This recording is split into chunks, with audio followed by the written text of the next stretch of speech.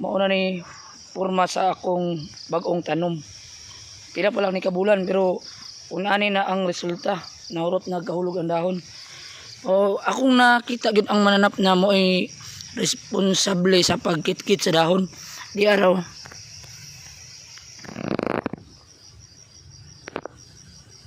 Di kay maklaro sa tong camera guys. O na. Mao din ni hinungdan sa paghurot sa tong mga sa dahon sa durian. Gihurot nila kaon ang dahon. Kani dapat na ato gini siyang isprayan.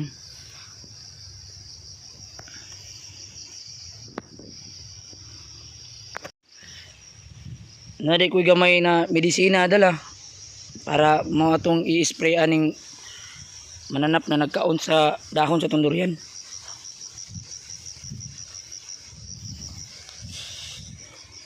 Kani makarecover pa ni kay musalingsing pa ni. Pero dapat ato yun ni siyang atimanon kay kung dili na to ni atimanon masigig ko ako ng dahon mo kubo lang atong durian. Dugay ang pagtubo. Ug pwede sad na ikamatay sa durian. Masigig ka kurot iyang dahon. Kanina naman si mga salingsing makarecover pa ni.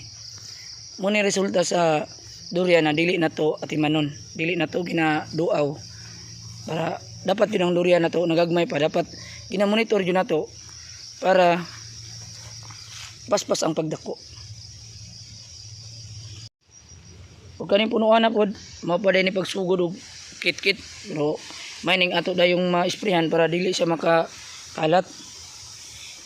Kaning punuan na ako din nagipuna aning punuan nga namatay pod atong niaging tuig. Ato na lang gitaparan pod og bagong tanom. Kani namatay din ni tungod kay wa gyapon nato ni na bantayan na nanay kanker. Karon atong gitaparan kanina pod atong atimanon. Kung ikaw na itanom dapat yun na dili nimo pasagdan para dili mamatay imong tanom. Atimanon nimo para paspas pod ang pagtubo.